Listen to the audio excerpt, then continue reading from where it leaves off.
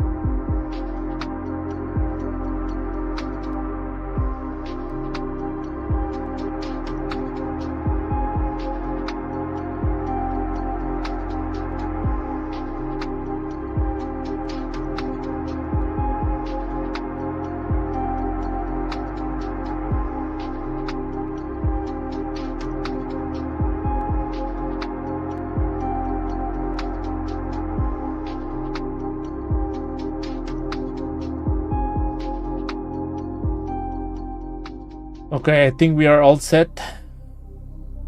Let's continue with the NeoVim and Tmux configuration, at least basic.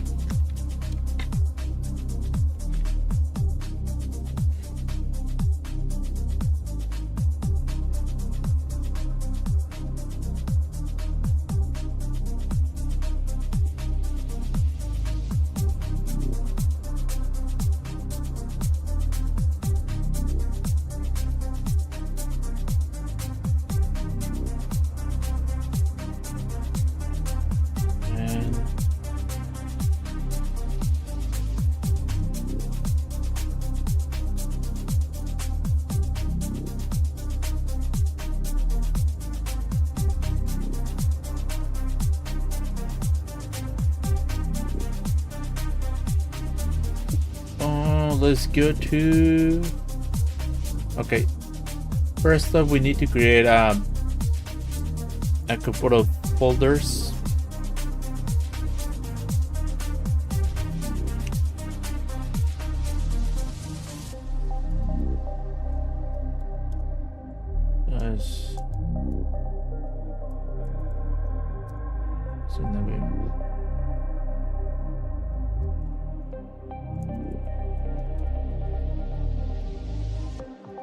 Backup, cloud, and temp.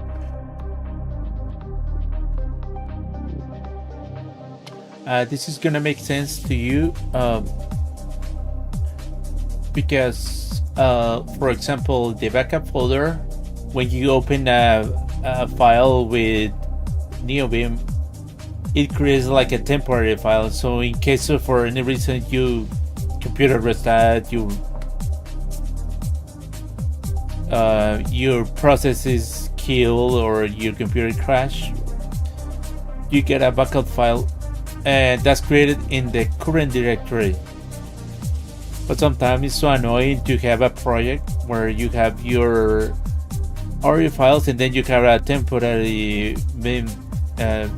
temporary file. So in order to have everything organized, we can save by using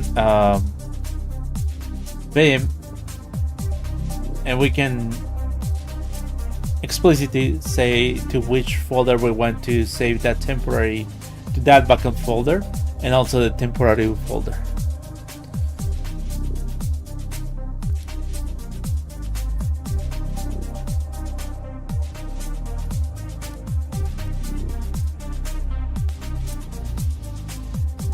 Okay.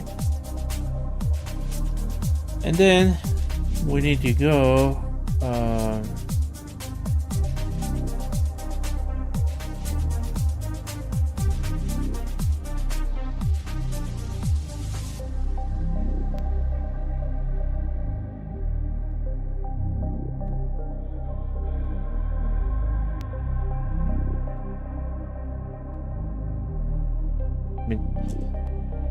let us check if the configuration for NeoVim is available.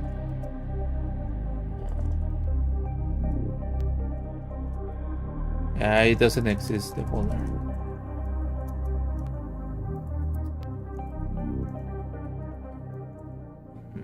NeoVim.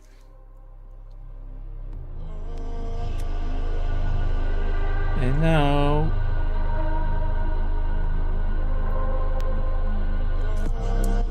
we can create a file there, which is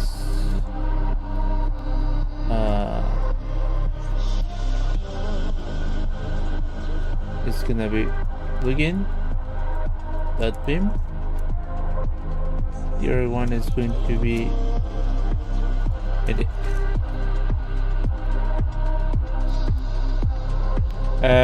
Plugin is going to contain a list of the plugins that we're going to be using in NeoVim, and the init includes the configuration for our NeoVim.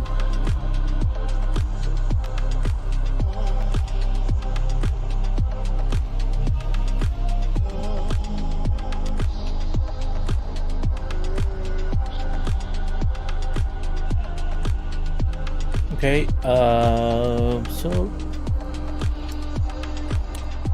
let's have a look here.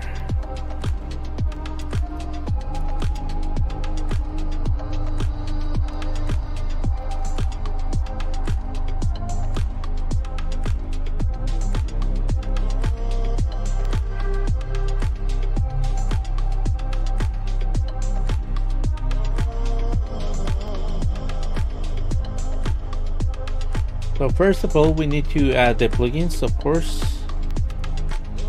So plugins. So that before using any configuration. Okay. And so we close the plugin.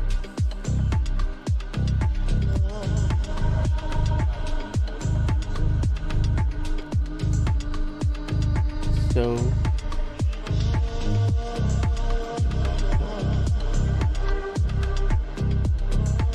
big, and then it's gonna be NeoVim and plugin. There we go.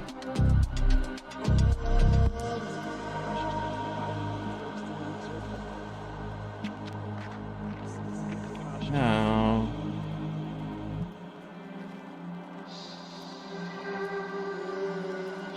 the backup folder is gonna be set backup. Don't you think that I have all these memorized by heart? I have my configuration, which I invested a lot of time to setting up, so right now it's just time to copy, but I invested a lot of time configuring my new Vim. Everyone who has worked before with Vim knows that this takes a lot of time.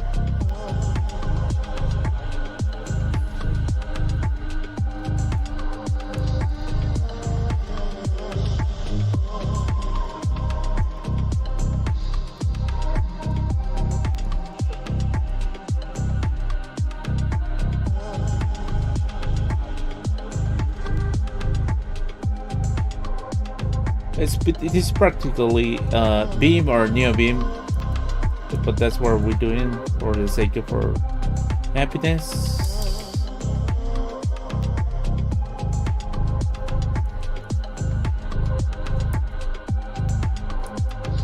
Then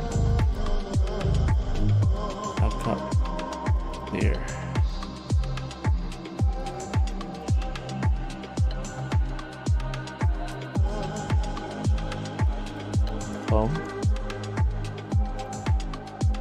Okay.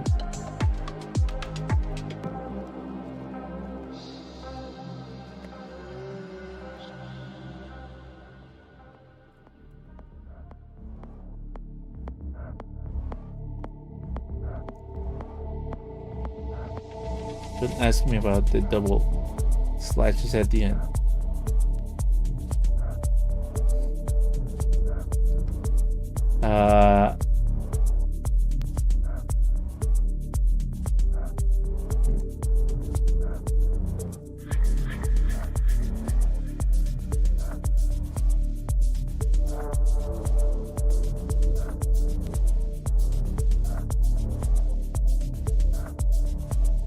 Yeah, you're using Vim. We just yank and paste.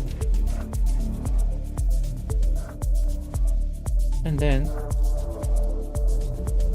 a little bit more of Vim interface config relative number.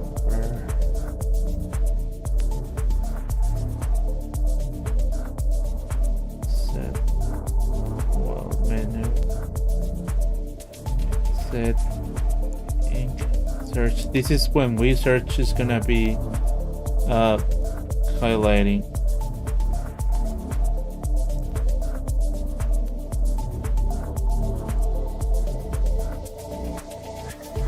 Also, it's a little bit annoying to when you are highlighting that it's doing the incremental search. What does incremental search does is that when you are typing in search like this, for example Vim, it's something like this.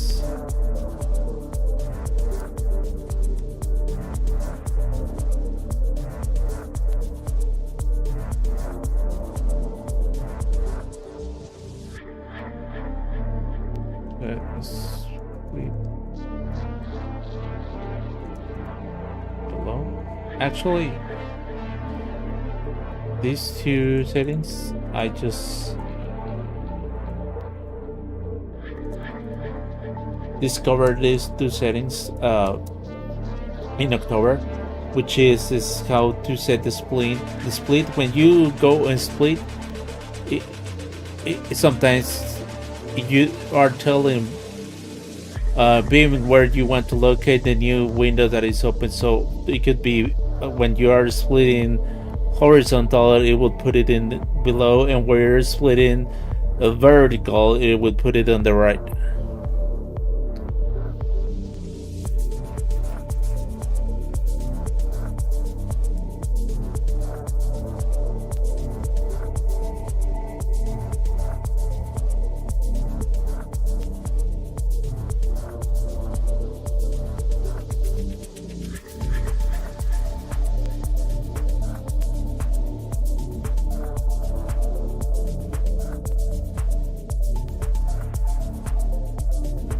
Is a control H. I think it's gonna do that. Like for example,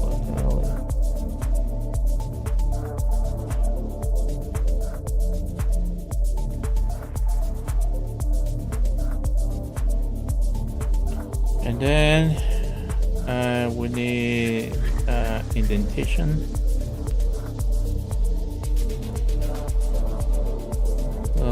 Let's shift width.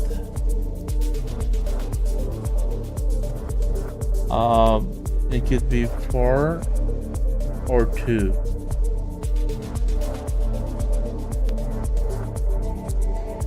Let's use 2. Stop equals 4.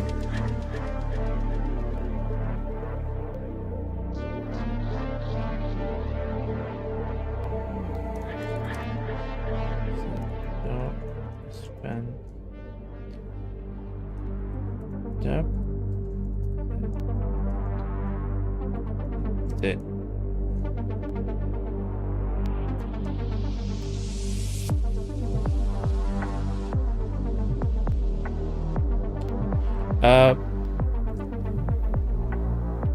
No expand tab is used for indentation. Outdent is used for new lines inheriting the indentation of the previous line. And expand tab convert tabs to spaces. So that's why we're setting no expand tab, because we don't want spaces.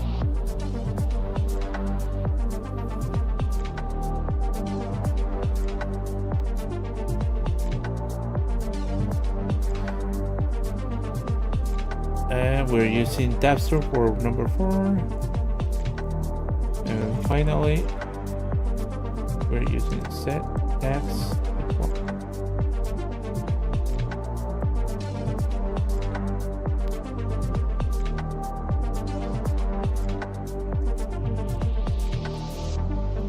What else?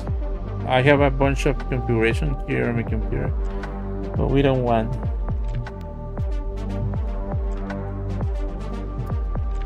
No, Deming.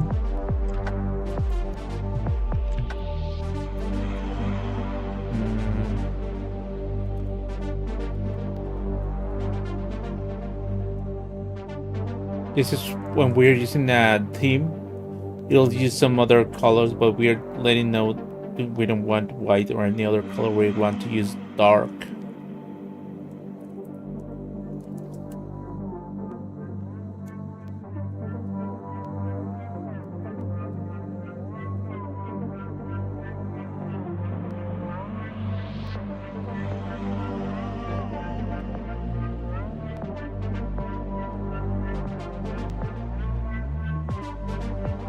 There are many other configurations that I have.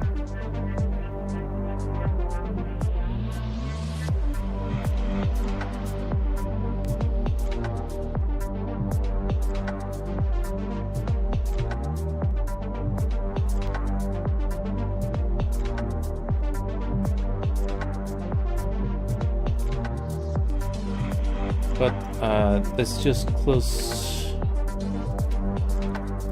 this one.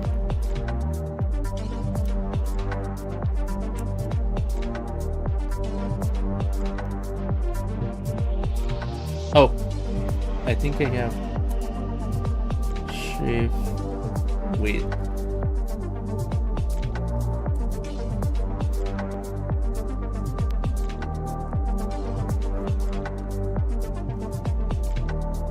You see now it's taking the relative number.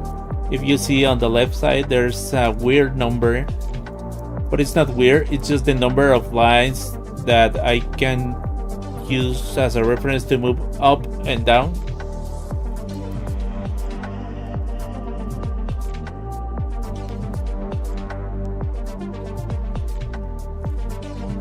For example, if it's the error was mentioned with the sheet, it says sheet.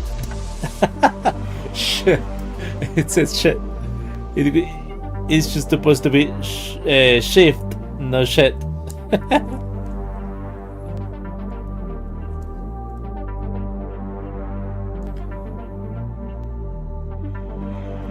So it's go to number 12. So it's shift.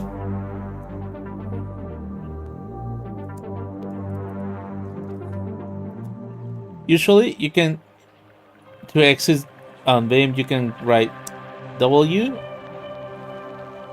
and Q, and what that will do is gonna write the file and exit. But you can also use X, and X will do the same thing. It's gonna write and quit.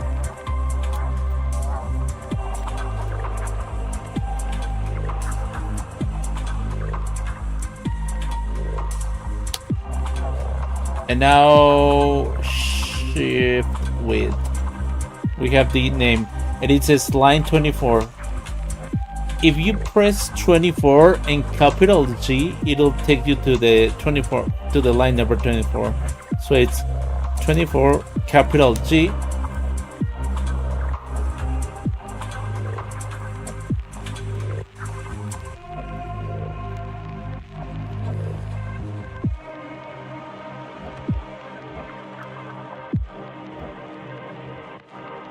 shift width. Yep, that was the error. Now we have to go with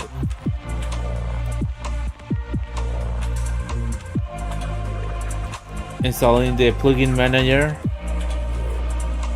which is Vim plug.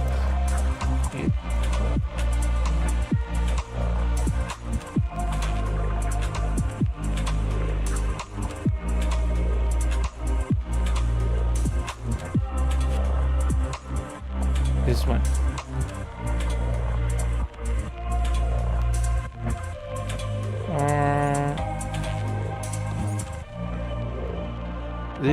This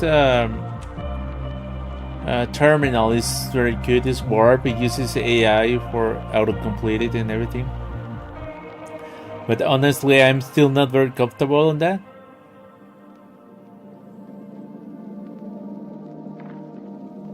I just have to use more time there. So this is going to be the content of the plugin.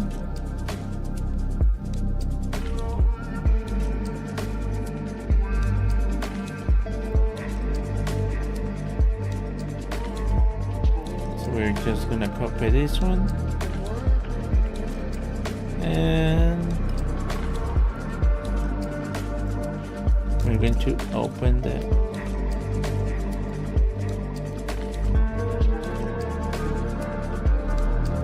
local and it's config.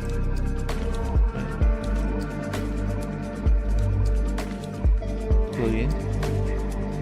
Then we paste this with control Shift B, because we're on Linux. If you're in Mac, it's just Command V.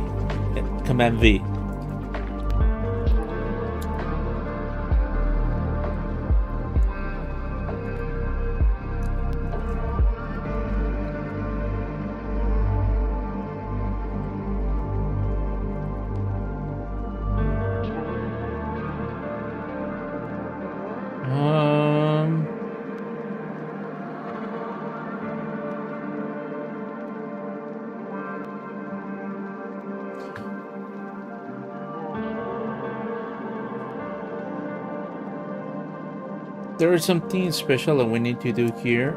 It's that we need to specify where is the location of the files. So on this case, we're gonna set that as a parameter.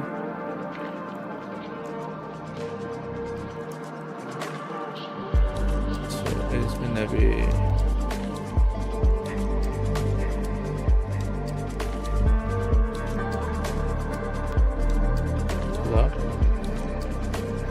here.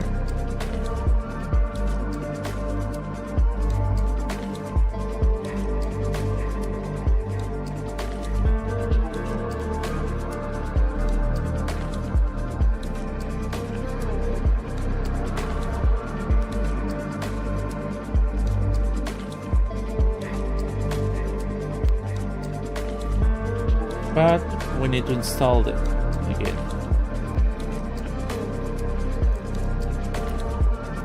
Yeah, it's gonna cry because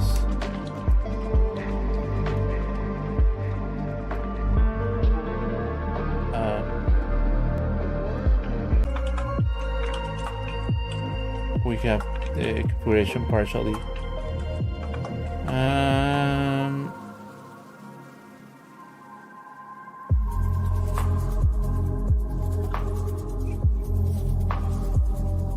Where's the install?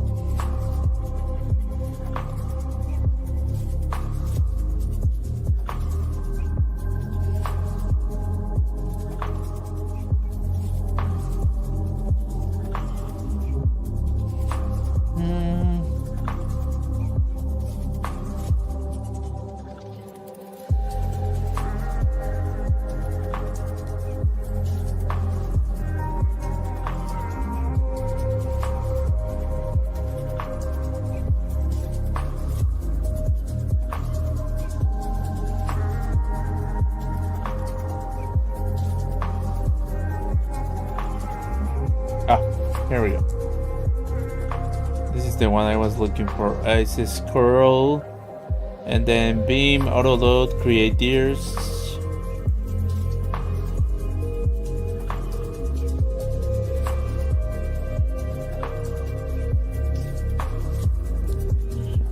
Let's do that.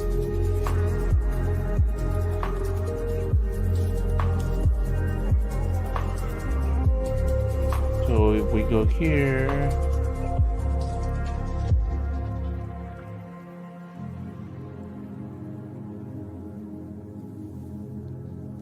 See that is blocked.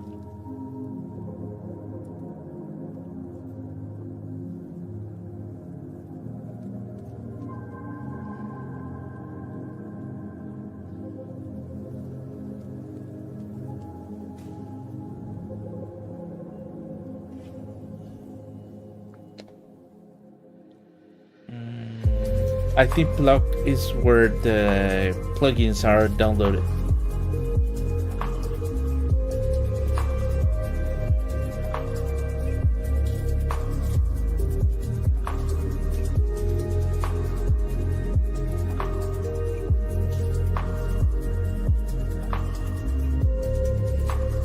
Take a look.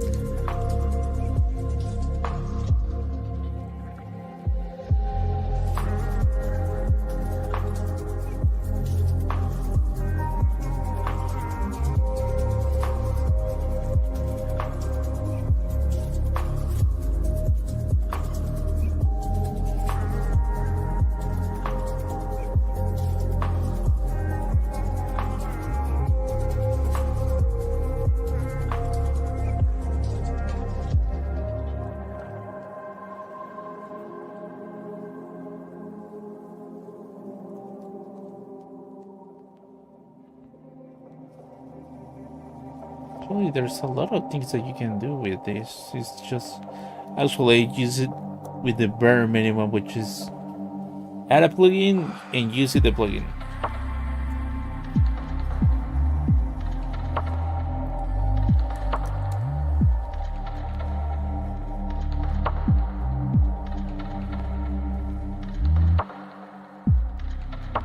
Give me a break. Is he? Is he really the author of FZF?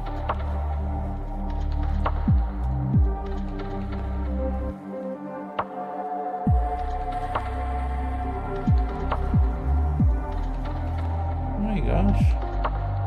Is he really?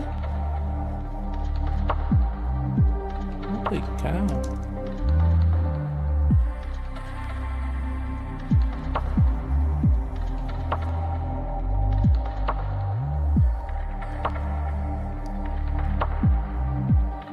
Wow. This is written in Go.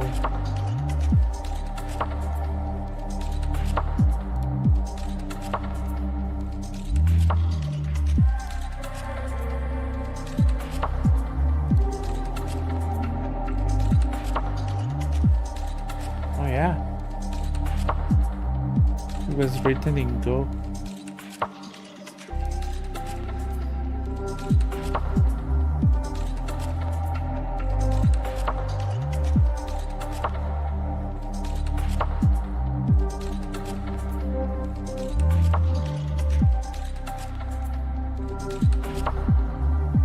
These people is from another level.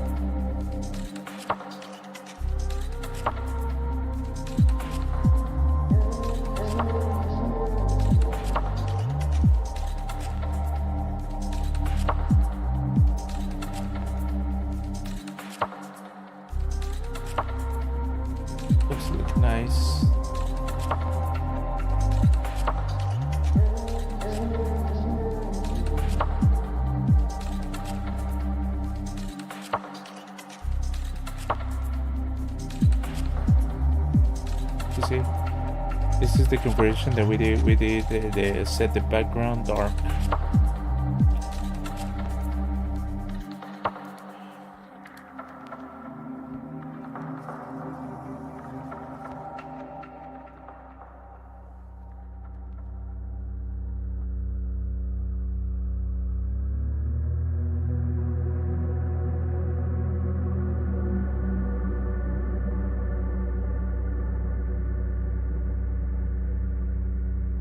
Wow.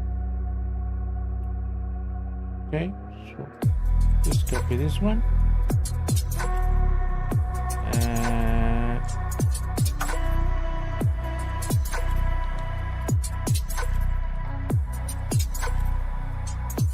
No.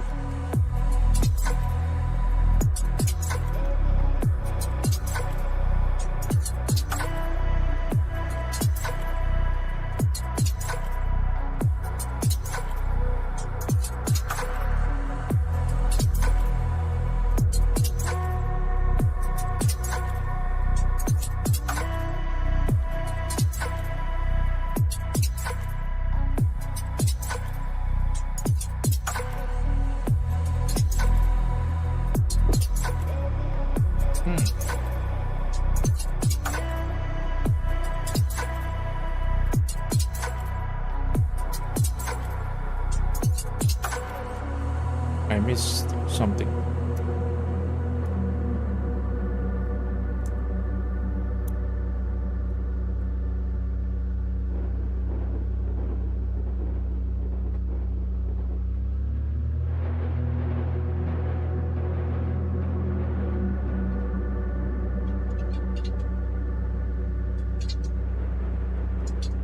Oh.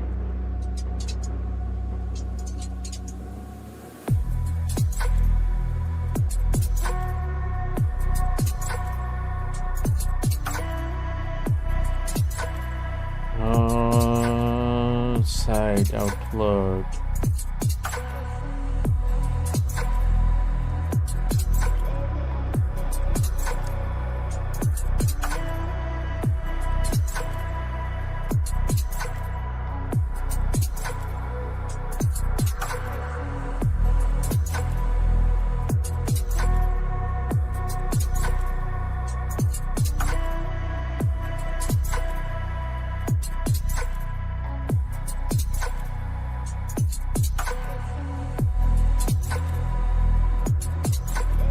If I screwed it, I need to move it into a different location.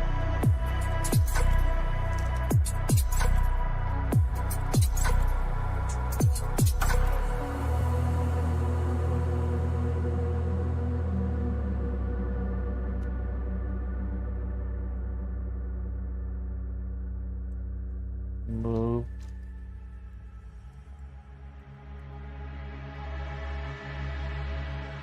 Good. Okay.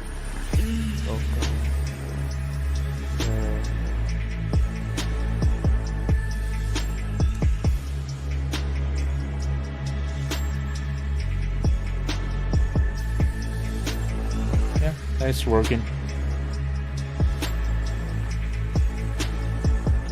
What if we download a USB code just to have it a look?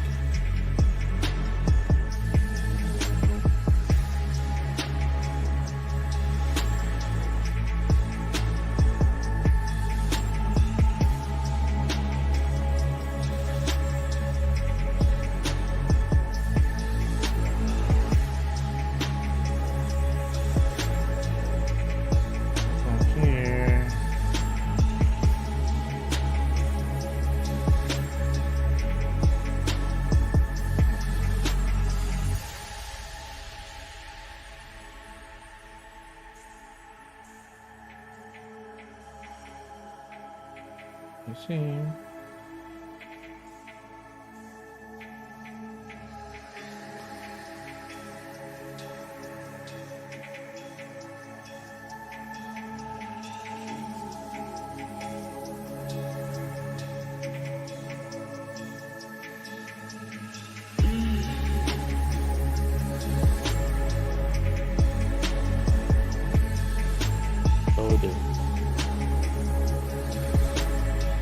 Okay, I think you will see here how the theme is applying.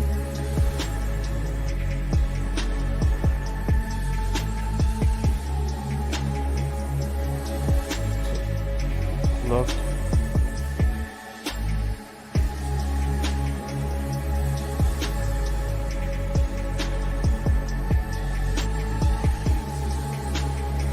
And now we need to go to local. It's config. Config. And we need to set as we saw here.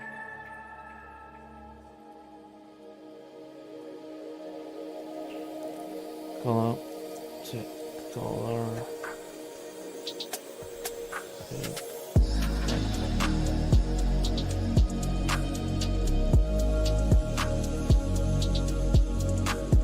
Lightline, it's a plugin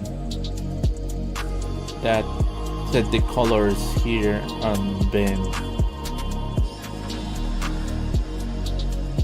For now, we're not gonna use that.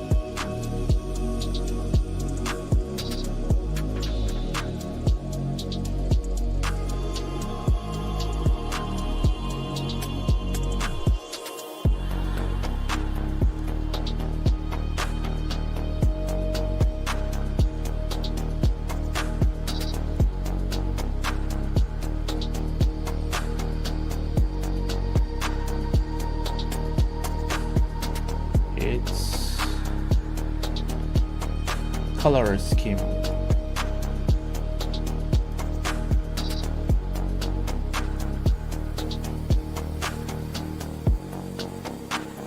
Oh my.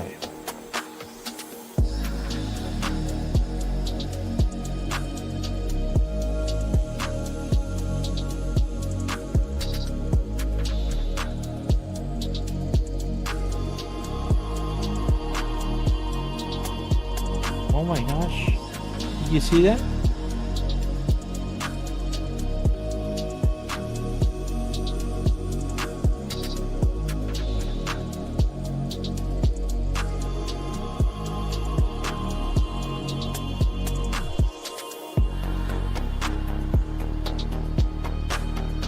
Even the colors of the terminal change. Am I wrong?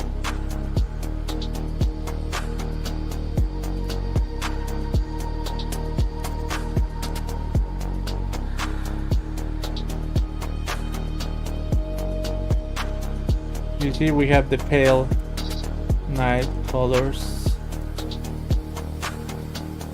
Okay, this is just the basics. Of course, we can add so much more themes. Let's go for Tmux.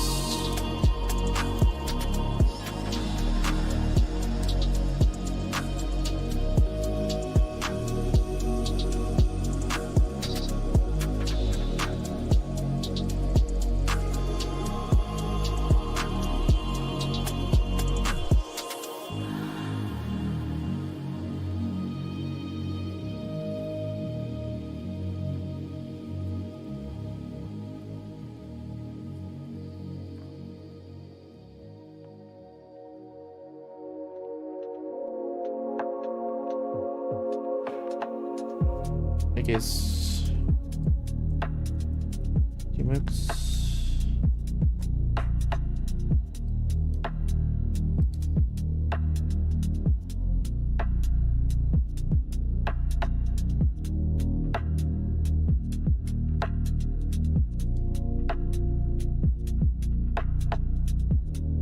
Ubuntu. Yeah, but this is a problem with Tmux. It says that you can apt install Tmux, but it's not getting the latest version, which is the 368. See,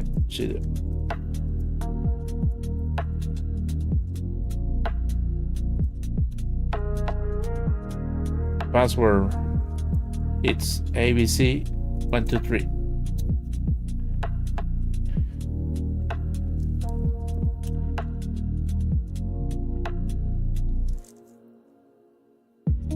One, two, three.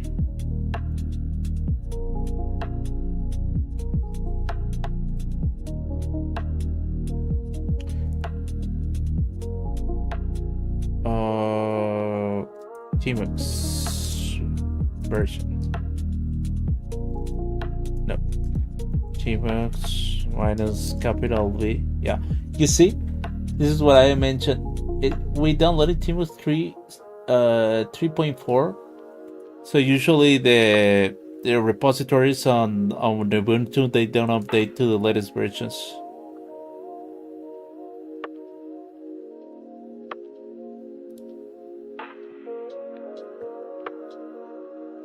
You see, it's the 3.6a versions. And I think this is where the things are gonna come interesting.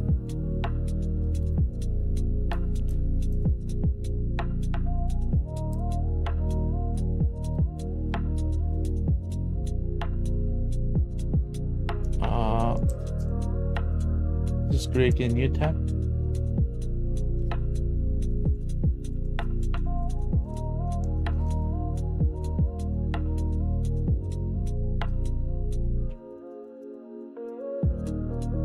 And then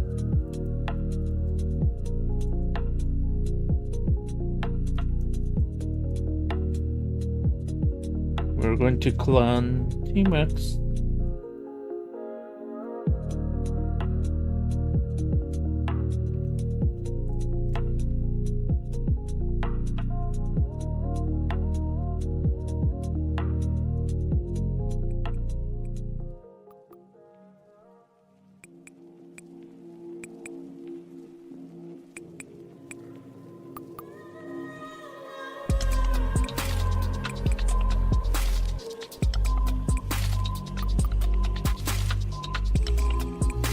Hey, saludos. Oh, wait, is that eres tú?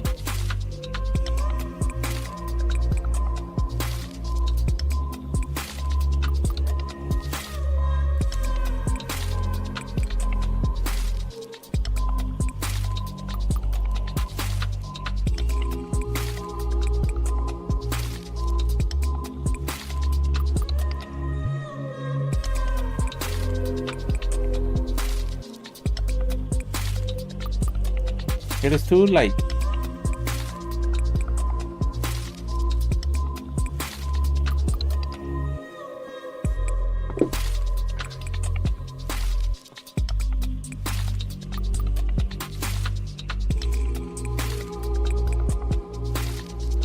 Okay, we downloaded Tmux.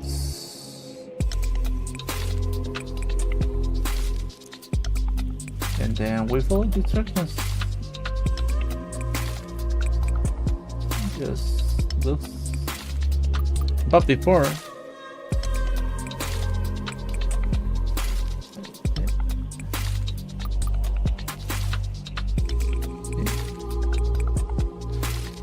and remember the password is 1, 2, 3.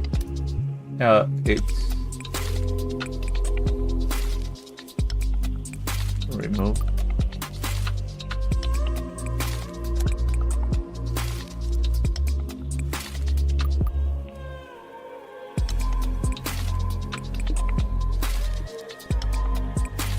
And then now we paste this one.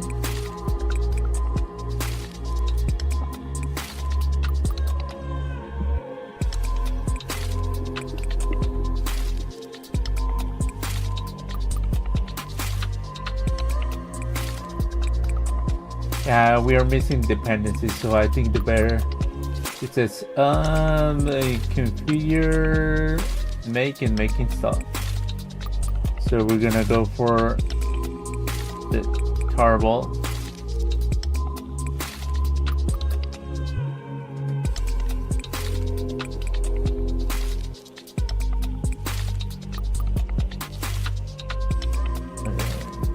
remove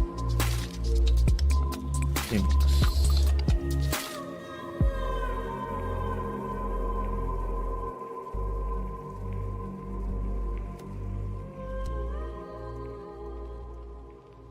Not Tmux, so we download this one.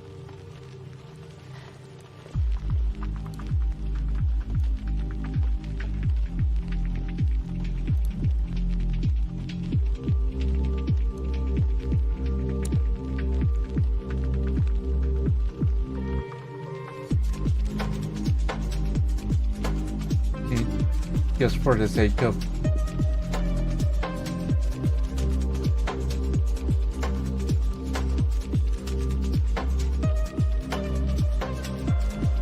her peace of mind. No, they give me the freaking story.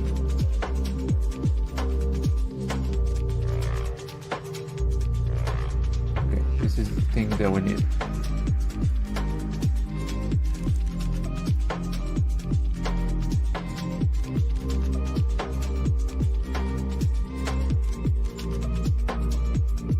And then MD5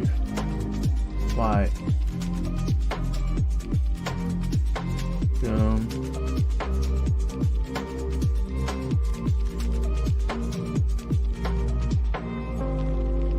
It's 10908 and this is instruction.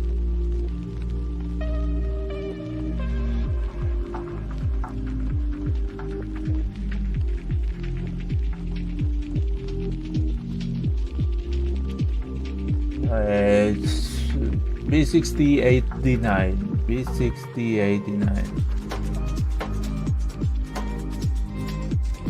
Okay.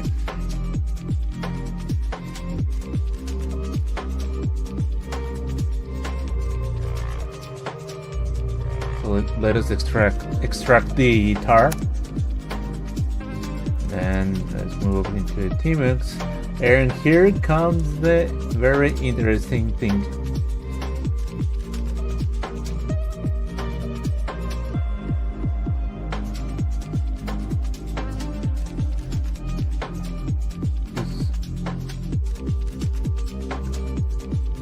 Like running this command is assuming that it's gonna work excellently, flawlessly. But usually on my experiences, it never happens the first time. It's gonna fail like by a dependency.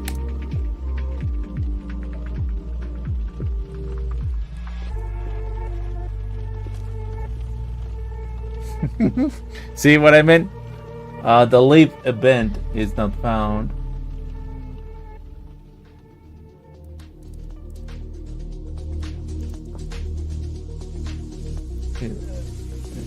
So leave event depth. This one.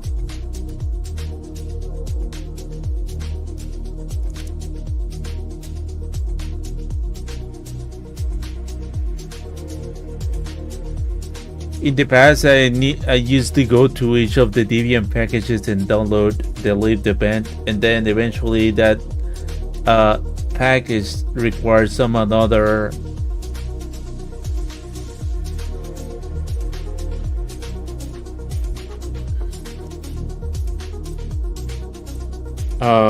it requires some other package. So you need to go the same process. Go into that package, download the tarball, configure, and then if it fails, you do the same until you have a configure that passes, and then you go back all the way back up again.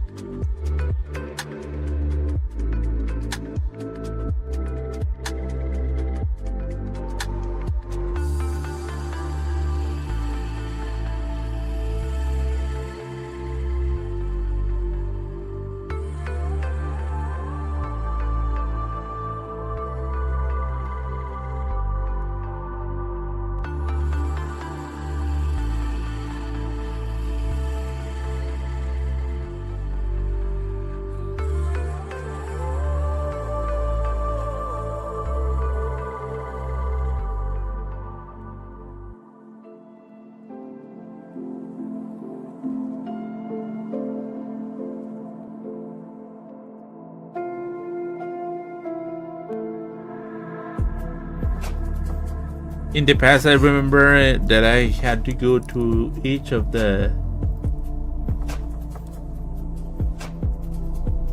these and look for the packages, and it was a pain in the ass. But now we use advanced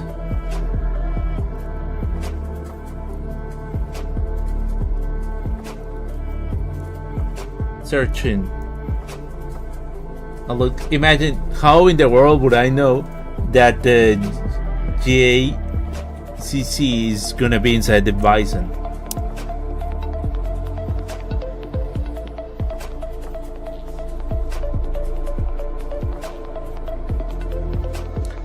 I mean, I can get into that result, but doing like a lot of search. And what I did, I just research with AI.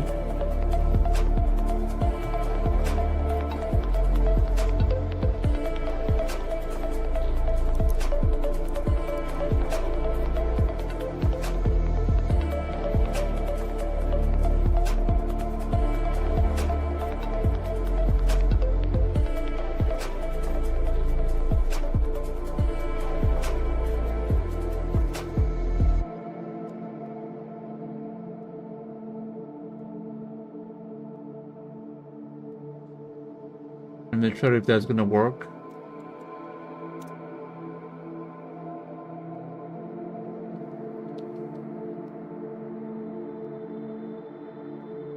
Oh, looks like now we are compiling all the C code.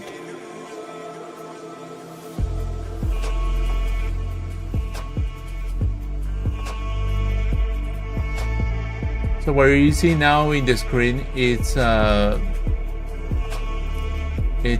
that we downloaded the source code.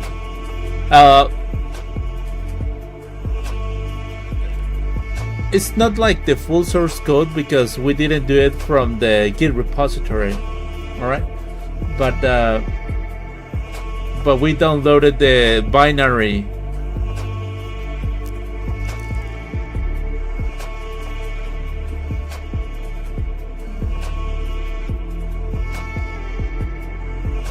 So what they do is that they build the project and they compile a lot of things and prepare it so that we can just also compile it. So this is like they wrap all the software that they did, put it in a package that also needs a compilation, and that's what we just did.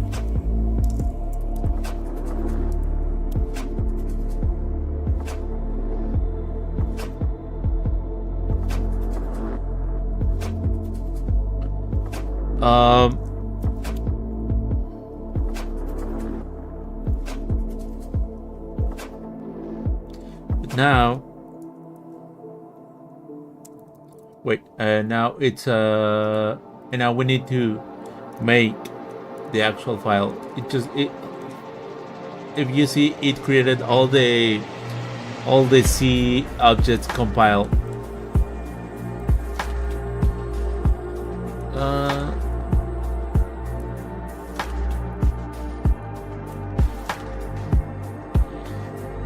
So it entered the directory where Tmux is located, and it says USB make dir. That hyphen P means that if the local folder is not created, it will create the local and then bin. Because if you want to create the bin directory but the local doesn't exist, it's gonna fail. So to avoid that, you use the hyphen P.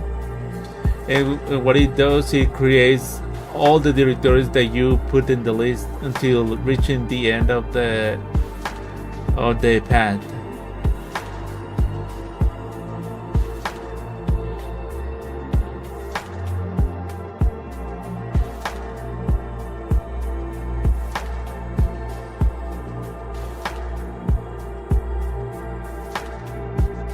Yeah, there we go. You see?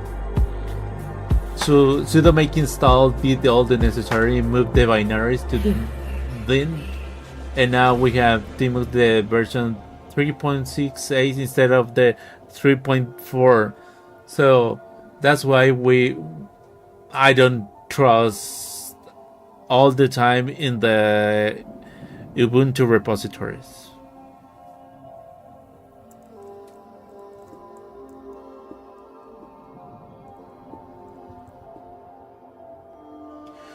So we have Tmux. There we go, yeah. You might be wondering what is Tmux, but it's a multiplex terminal Windows, which is amazing. We can just create multiple terminals.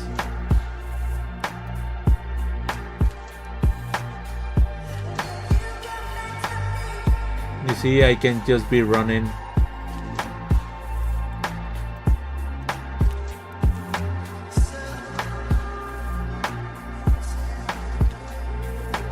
different terminals in different windows with Tmux, and I can just detach, and Tmux is there. It's just running in the background.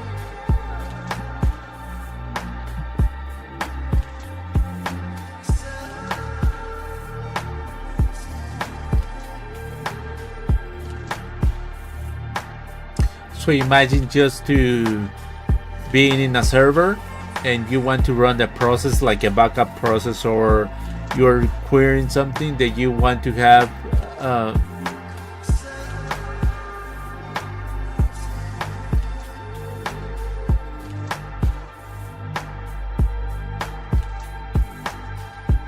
so think about for this one, you are working remotely and then you go into Starbucks or some other coffee shop and you are working from there, but don't forget to work through a VPN. But then you start to run a process, but you have to travel from Starbucks, and you want to travel to your house. But if you disconnect, you're gonna stop the process. So what you do, you connect to Tmux.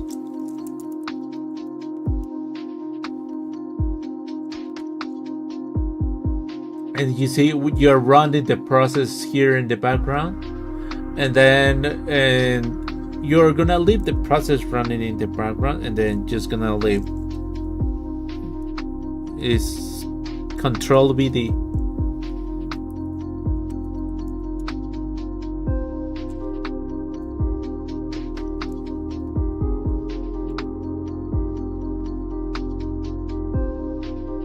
Actually, if you're gonna go a little deeper into Linux, it's like having HTOP running, and then you press Control C, and then you have the job there, put it into the background with the PID 37489.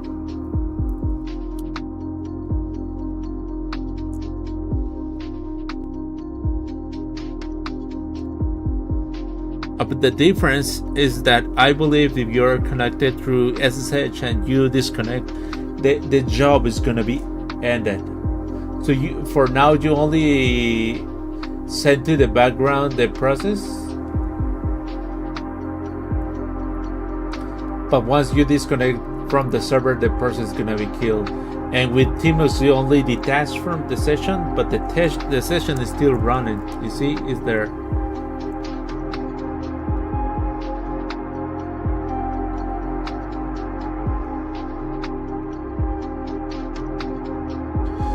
So if you want to bring back the process, just press FG, enter.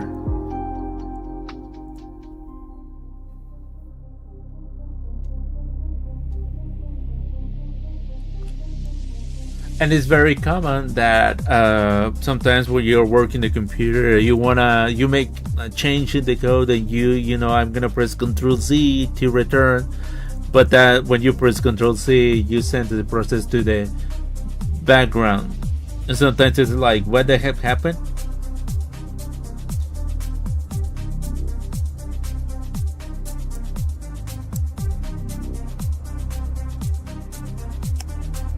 So That's the process. Okay, so we have Tmux attached.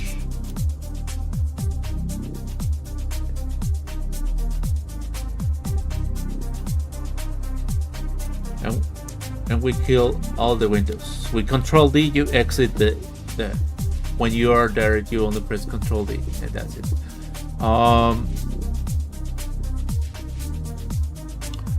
So now we're going to create, let's go to the home directory, and we're gonna make a directory which is called, wait,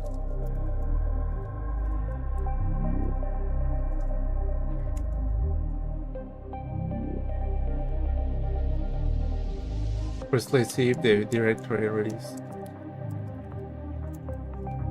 Yeah, it doesn't exist. So we're gonna create the Tmux.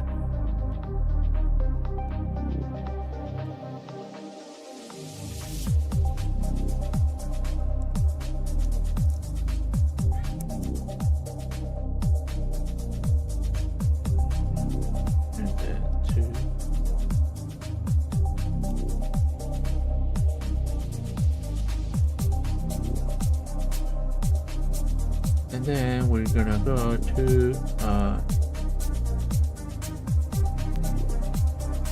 Tmux ppm.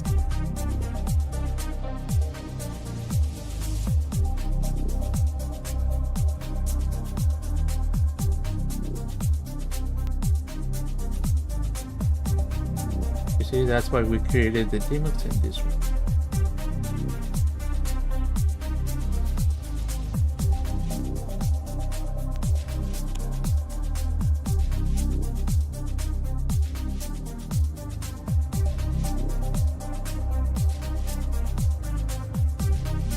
So there is the project.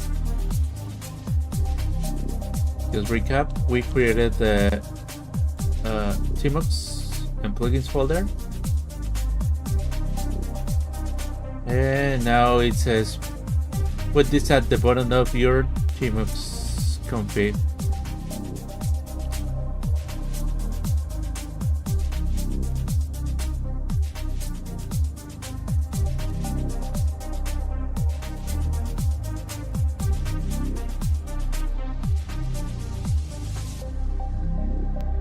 So we're gonna play that into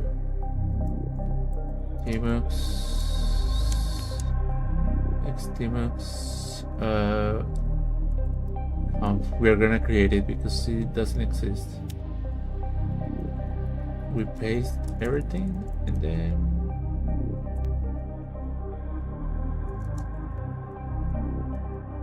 we delete that, and then we source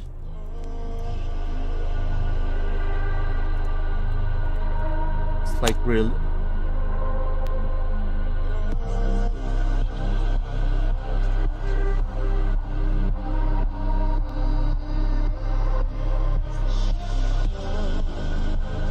it's Tmux tpm run. Let's exit.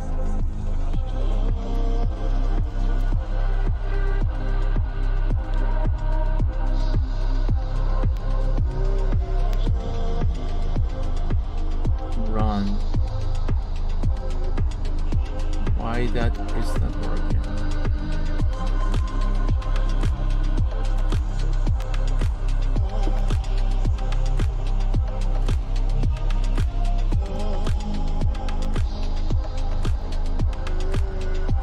So what if we install Tmux?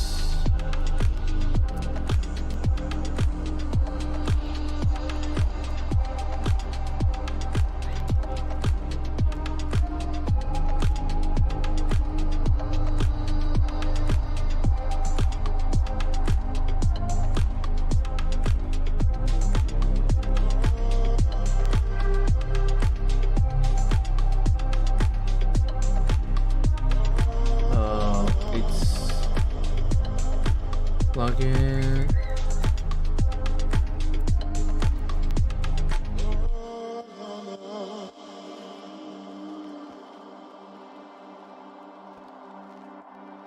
It's gonna be change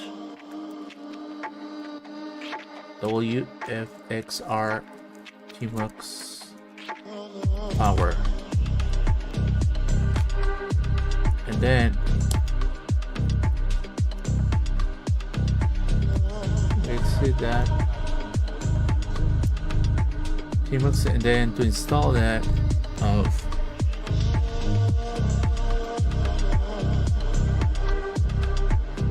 let me okay, let's go to the documentation. Installing the Tmux prefix capital A. The prefix in Tmux is Control B, so it's gonna be Control B capital I. Control B capital Tmux environment reloaded. Okay, yeah. So you see here at the bottom they changed from the green color that it was, so it changed to the default.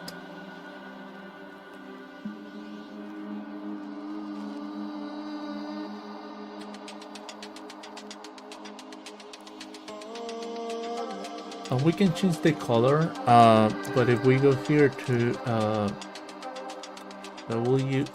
WFXR power.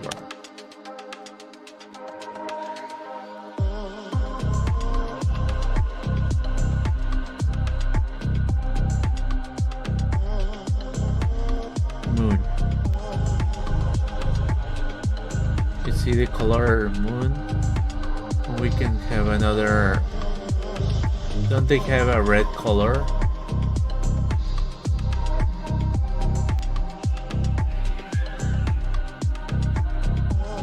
Coral, red wine. Let's try this one.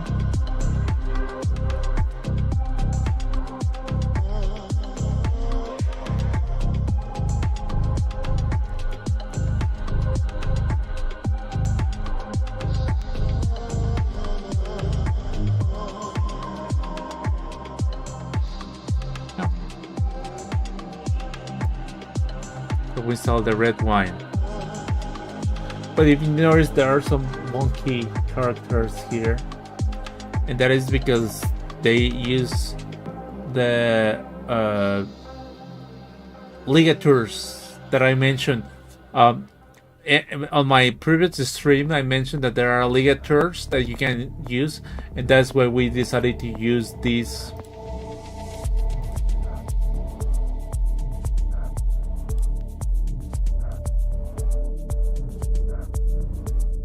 Terminal, which is console.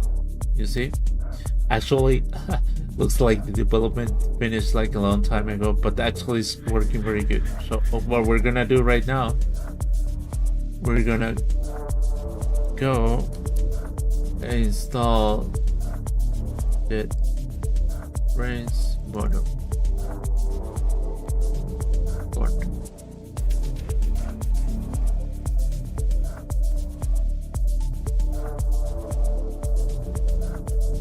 I'm not sure if this is the correct. No, this is not. It's from.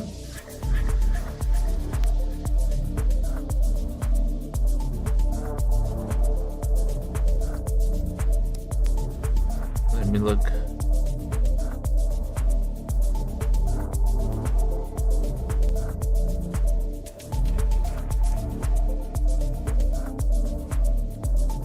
Nerd fonts.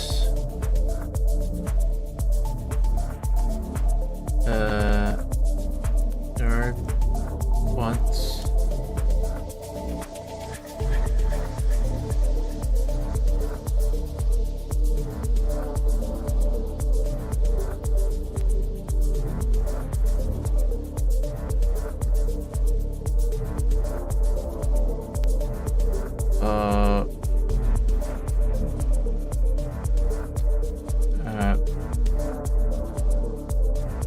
Ryan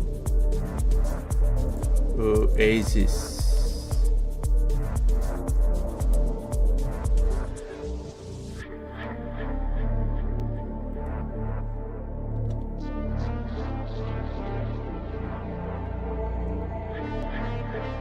releases.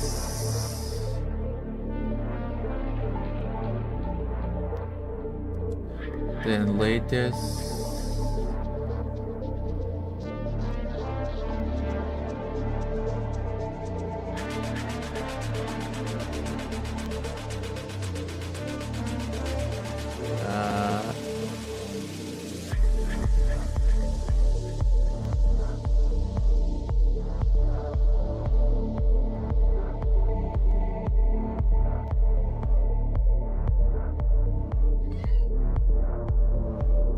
Let's download this one. So we need to. We're gonna create a new window and we're gonna move no less.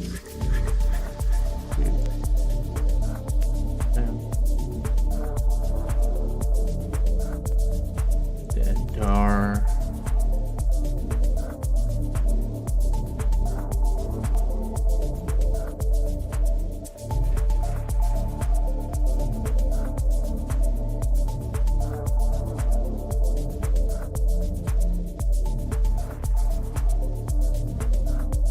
Then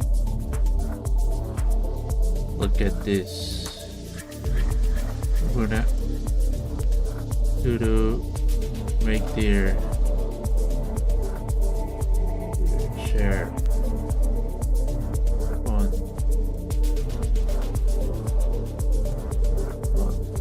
fonts through type. And then here we're gonna create JetBrains model, and the password is like always 123 ABC 123. And then we're gonna move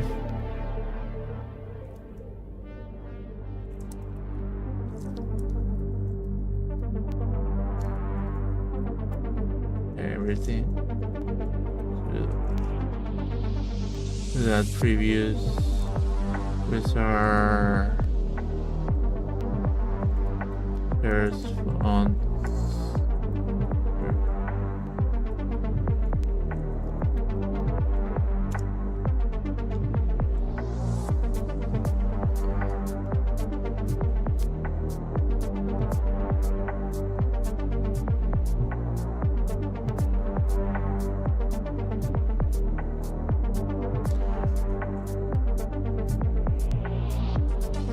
Oh, they got extracted into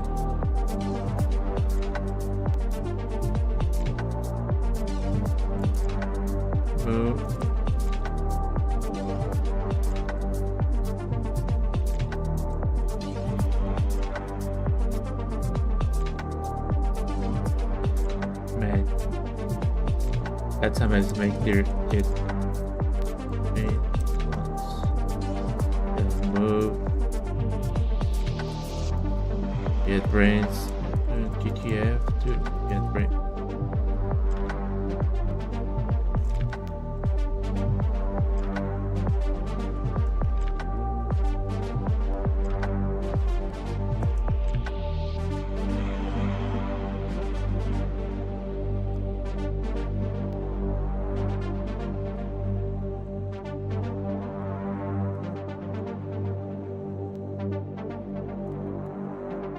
Okay.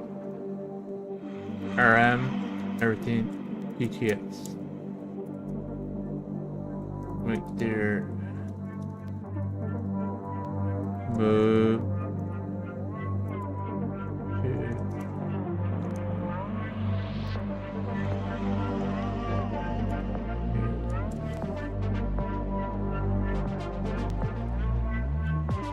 JetBrains fonts, and then we go to JetBrains fonts.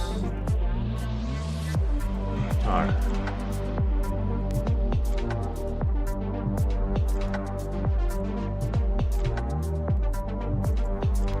Okay. Remove just move. JetBrains mono. folder above. And then move.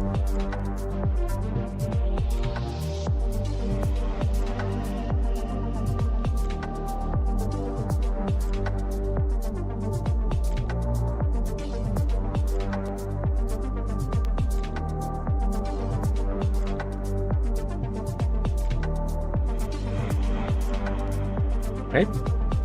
And now, look at this magic. We're going to go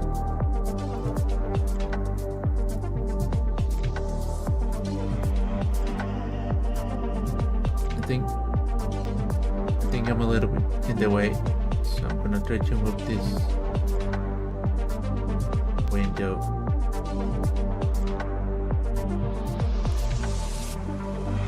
Yep. This one. So you can look at the terminal.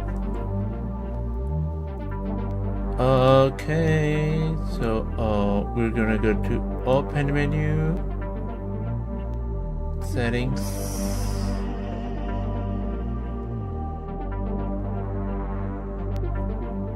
configure, profiles, ready set, edit, and then we go here to appearance, and then we choose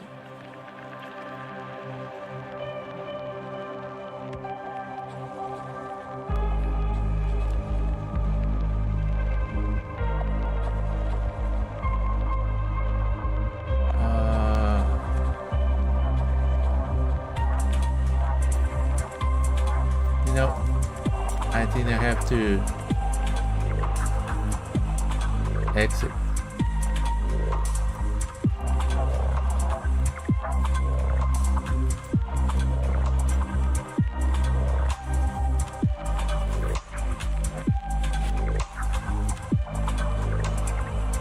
But I have to exit all the terminals.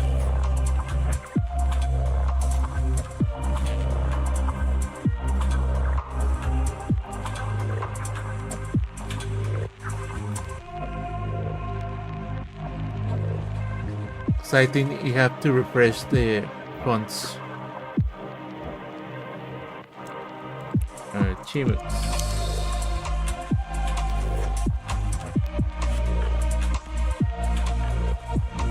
And then we go here to open folder, settings, here, experience. Yeah, now you see, now we have the JetBrains mono fonts. It's JetBrains mono.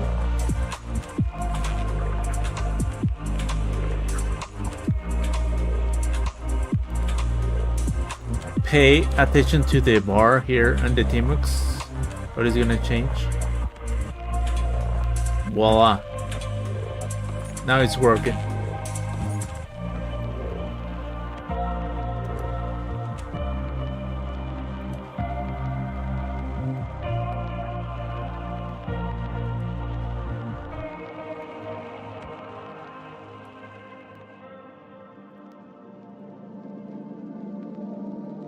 So we have the number of windows, but we have here the username in the location, the number of windows, the current windows, the time and the date.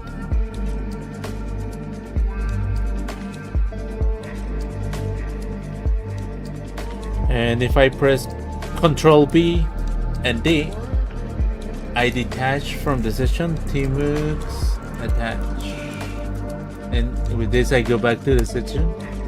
Then Control B and T, I get a watch, so you can use this as the screensaver.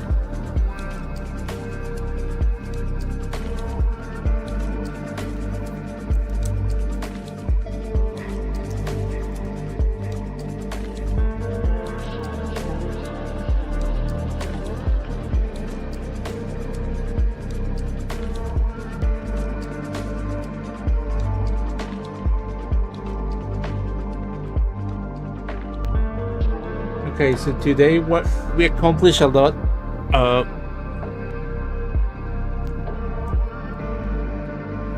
Today we configure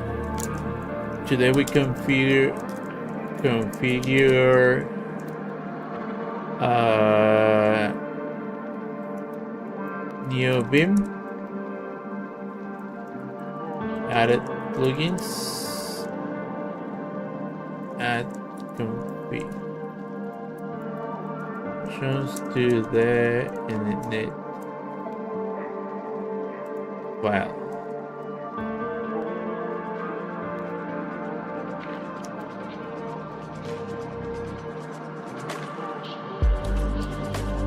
And also we download it and compile Tmux.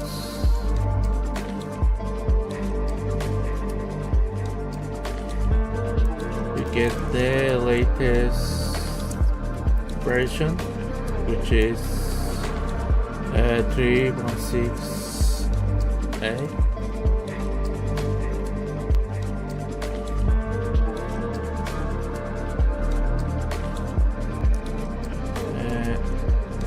Download it, load it, and configure Tmux plugins.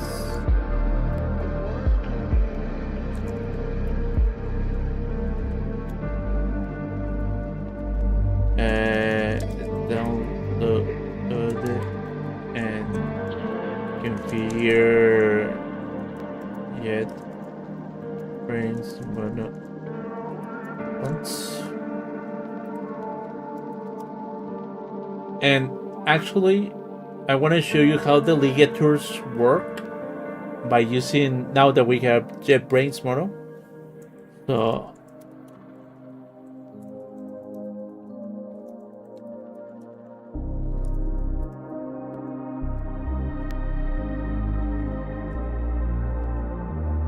we're gonna open loader.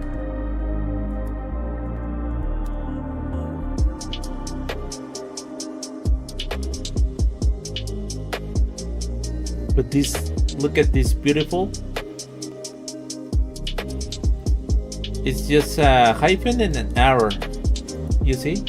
If I put the cursor right there, and right here, I put the cursor and the arrow. But if I remove it, it's a beautiful, they are connected, so there are ligatures.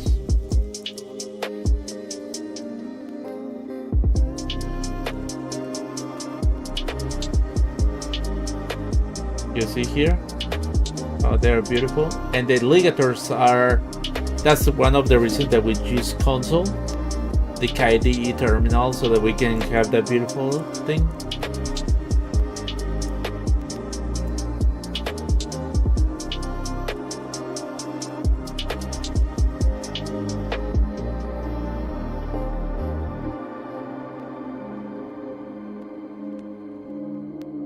I think this is still missing.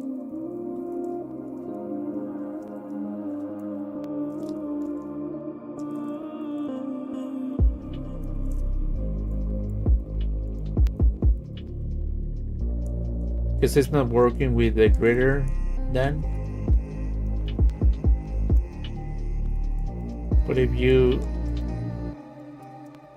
add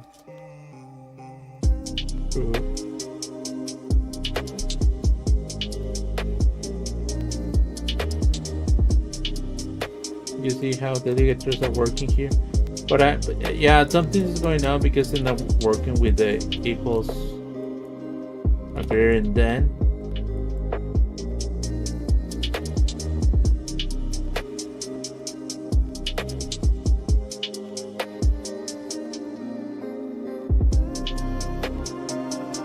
I remember that it works also with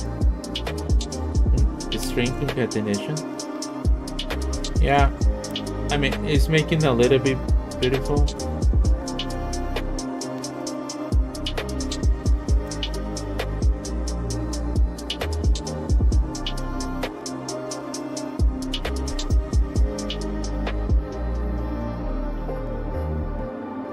Maybe we try the other font.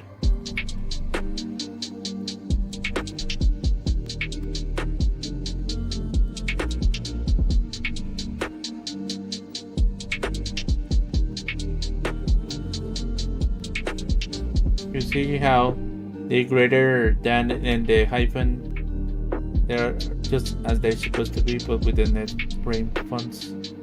Looks different.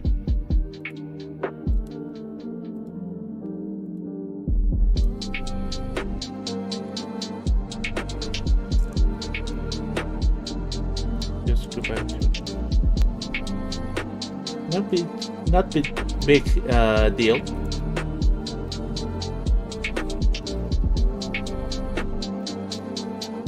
But anyways.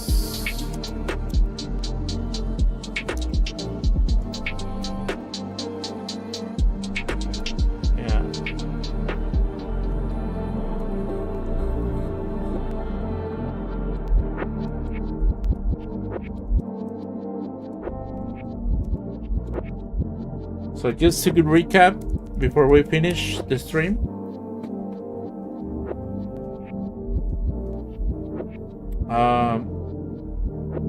We did so much today. And the next steps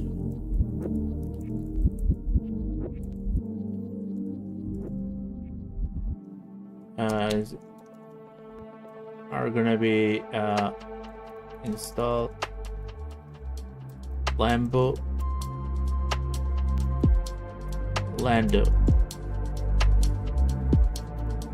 and install Docker, and that's where it's gonna where we're gonna need more CPU and we're gonna need more CPU and memory.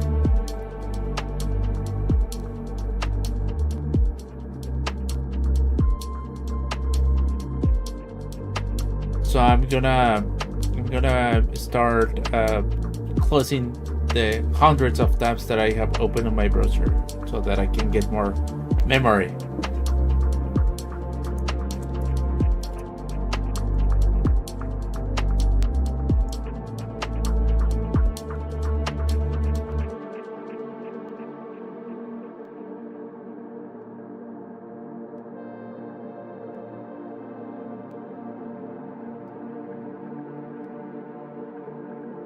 So that's it. See you around. Enjoy. Oh crap. I forgot to press the record button.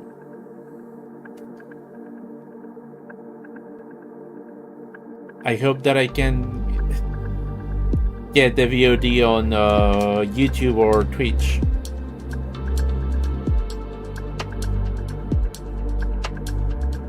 Anyways. And also as an announcement, right now I'm gonna try to prepare my setup here because I'm gonna be mixing music.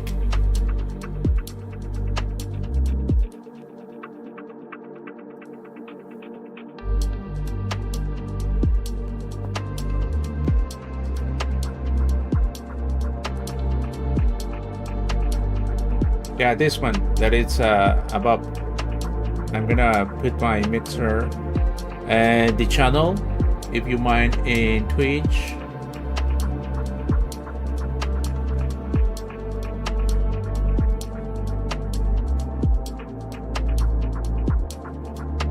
I'm gonna look for it so that I can provide that to you.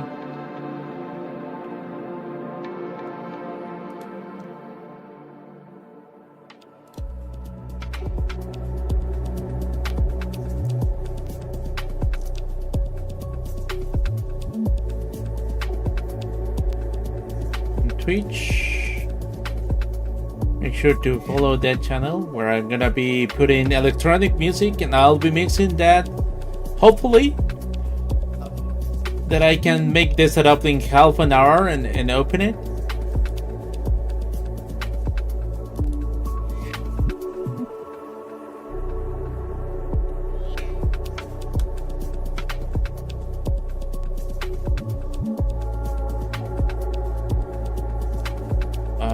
And I just noticed that the bitrate on Twitch is a little bit down.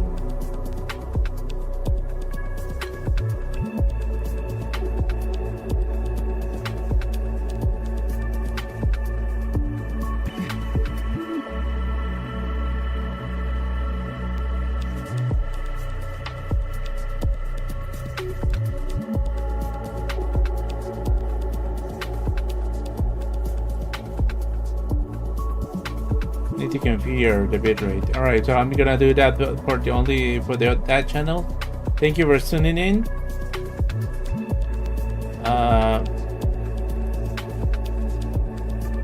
See you around. Bye.